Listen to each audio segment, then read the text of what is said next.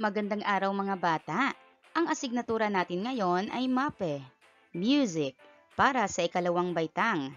Tayo na ay nasa Quarter 3, Week 1.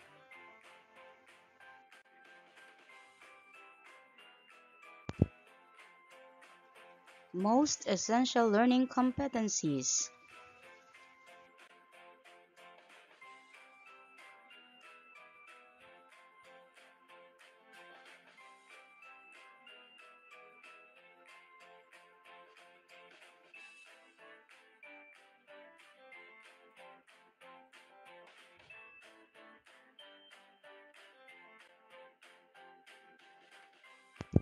Narito ang mga inaasahan pagkatapos ng ating aralin.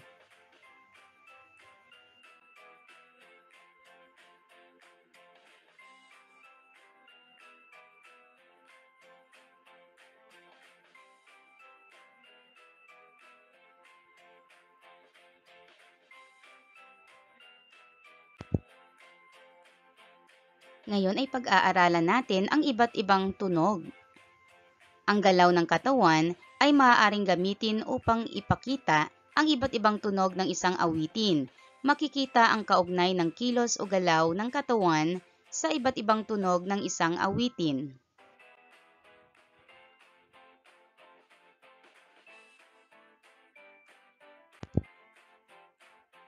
Ngayon ay subukan nating awitin ang Leron-Leron Sinta habang isinasagawa ang pagtapik ng iyong hita at pagpalakpak.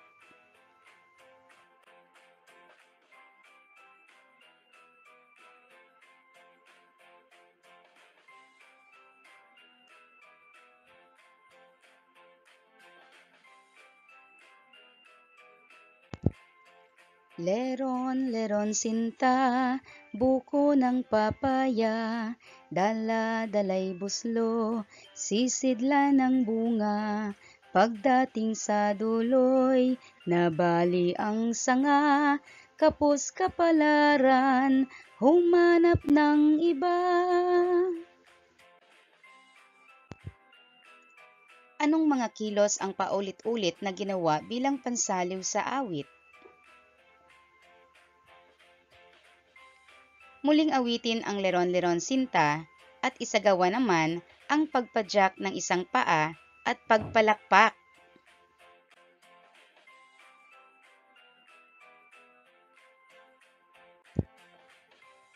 Ang mga kilos na iyong ginawa ng paulit-ulit ay maaaring ipansaliw sa awitin.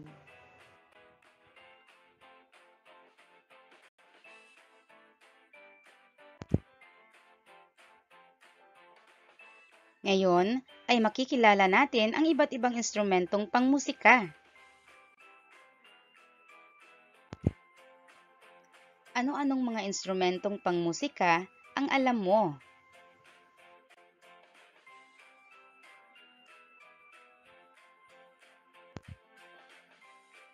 Kaya mo bang kilalanin ito ayon sa anyo, hugis at laki nito?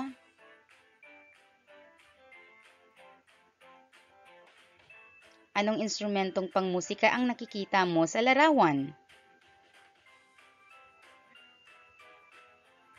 Magaling! Ito ay tambol.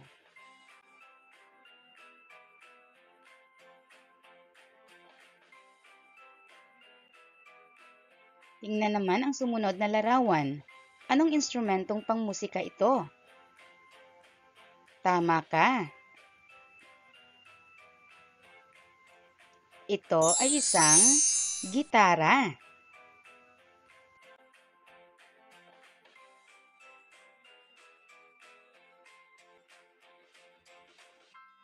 Pamilyar ka ba sa larawang ito? Anong instrumentong pangmusika ito? Magaling!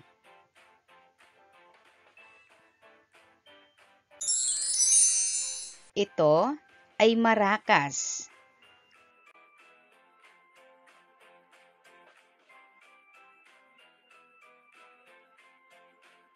Ano naman kaya ang nasa sumunod na larawan? Magaling!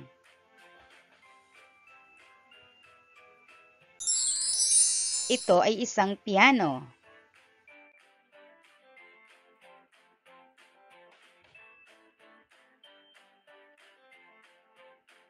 Ano naman ang instrumentong pangmusikang ito? Tama ka ulit. Ito ay isang trumpeta.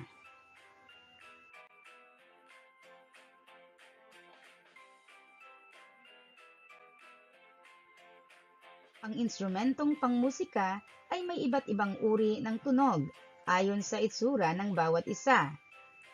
Ito ay may kanya-kanyang anyo, hugis at laki. Kaya ang bawat instrumento ay may iba't ibang timbre.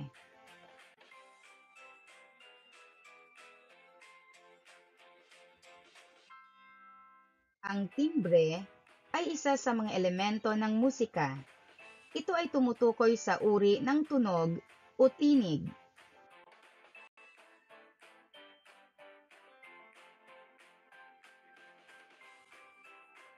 Ikaw ba ay mahilig makinig ng iba't ibang awitin?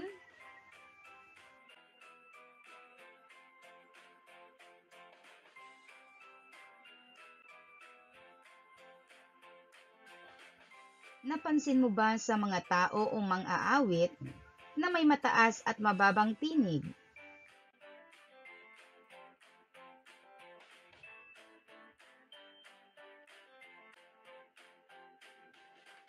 Sa pag-awit, ang ilan ay umaawit sa mataas na tinig at ang iba sa mababang tinig.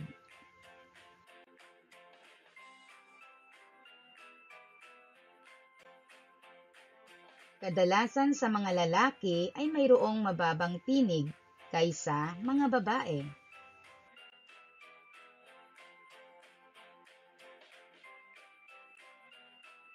Nasubukan mo na bang umawit ng may mababang tono tulad ng kalidad ng tinig ng lalaki?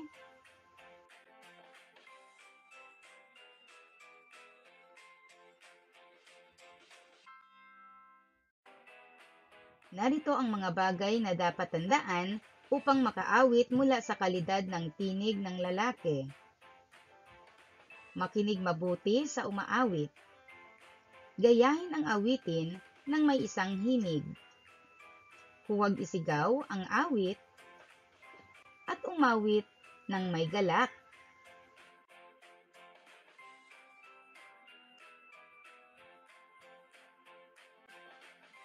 Mayroong dalawang kalidad ng tinig ang lalaki. Ang una ay tenor. Ang pangalawa ay bass o baho.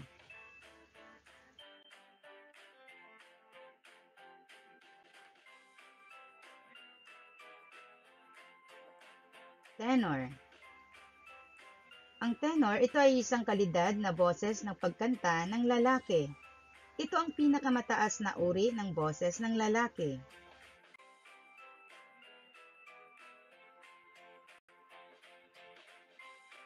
Kilalanin natin ang mga sikat na mga aawit ng ating bansa, na kadalasan ang boses ay tenor. Gary Valenciano, Ogie Alcacid, Marcelito Pumoy, at marami pang iba.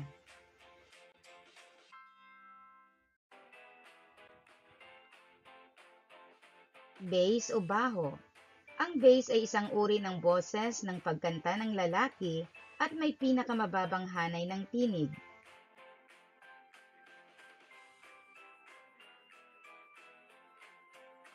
Kilalanin natin ang mga sikat na mga awit ng ating bansa na kadalasan ang boses ay bass o baho. Martin Nievera, Jose Marichan, at marami pang iba.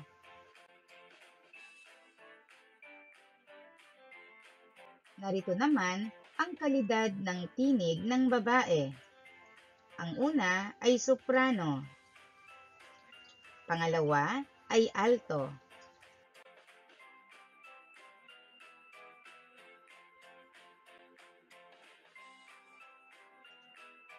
Soprano. Ito ay isang uri ng boses ng pagkanta ng babae na may pinakamataas na boses.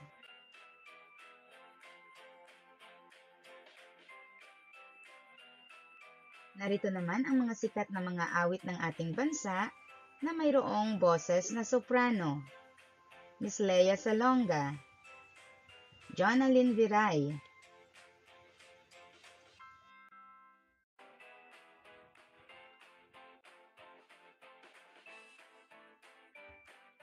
Regine Velasquez, Morissette Amon, Sara Geronimo, at marami pang iba.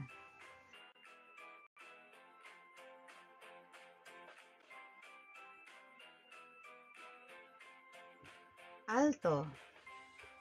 Ang alto, ito ay tumutukoy sa mababang tono ng tinig ng isang babae.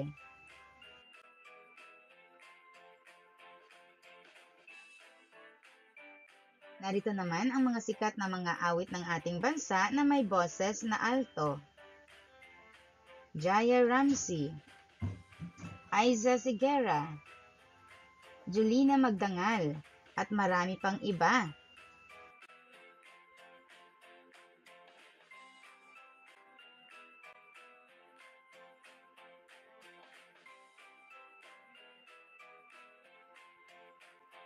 Para sa unang gawain, gawin ang sumusunod na galaw ng katawan sa saliw ng awiting Paru-Parong Bukid. Tumayo at gawin ang sumusunod na kilos na makikita sa larawan habang umaawit. Palakpak, tapik sa hita, at padyak ng isang paa.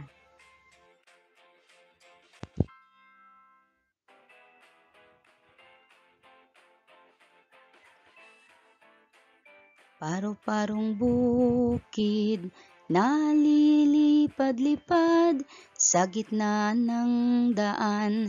Papagapagaspas, isang bara ang tapis, isang dangkal ang manggas ang sayang dekola, isang pyesa ang sayad. May paineta pa siya, uy, may suklay pa man din, uy, nagwas de ohetes ang palalabasin. Haharap sa altar at mananalamin at sa kalalakad ng pakendeng-kendeng. Ikalawang gawain. Piliin sa Hanay B ang tamang ngalan ng mga instrumentong pangmusika na ipinakita sa Hanay A at isulat sa patlang ang titik ng tamang sagot.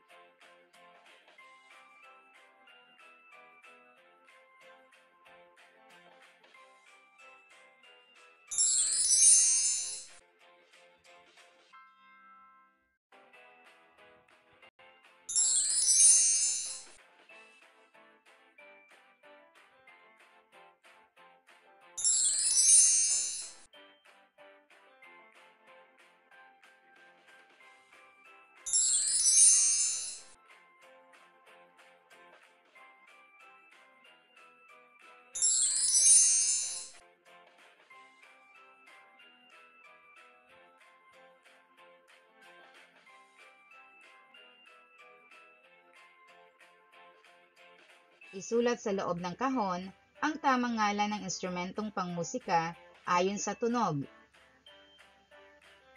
Iaayos ang mga titik upang mabuo ang tamang salita.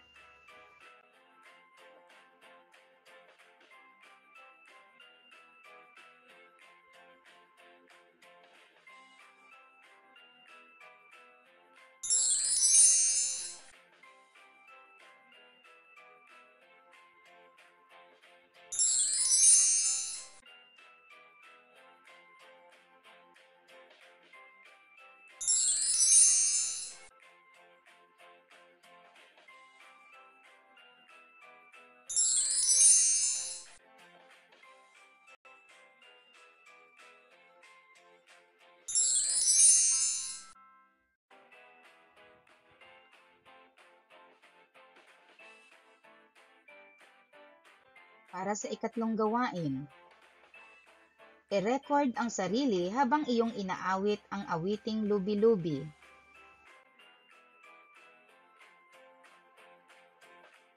Enero, Febrero, Marzo, Abril, Mayo, Junio, Julio, Agosto, Agosto, Setyembre, Oktubre, Nobyembre, Disyembre, lubi-lubi. Halina at pag-aralan, ngala ng 12 buwan. Ulit-ulitin natin, bigkasin, sabay-sabay nating awitin. Enero, Febrero, Marso, Abril, Mayo, Hunyo, Hulyo, Agosto, Setyembre, Oktubre, Nobyembre, Disyembre, lubi-lubi. Halina at pag-aralan, ngala ng 12 buwan. Ulit-ulitin natin bigkasin, sabay-sabay nating awitin.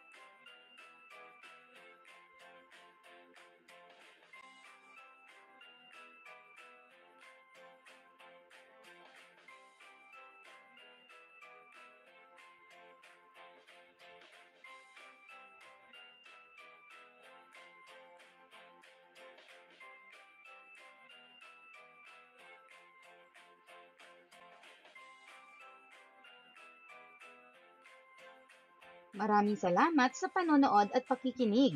Hanggang sa muli!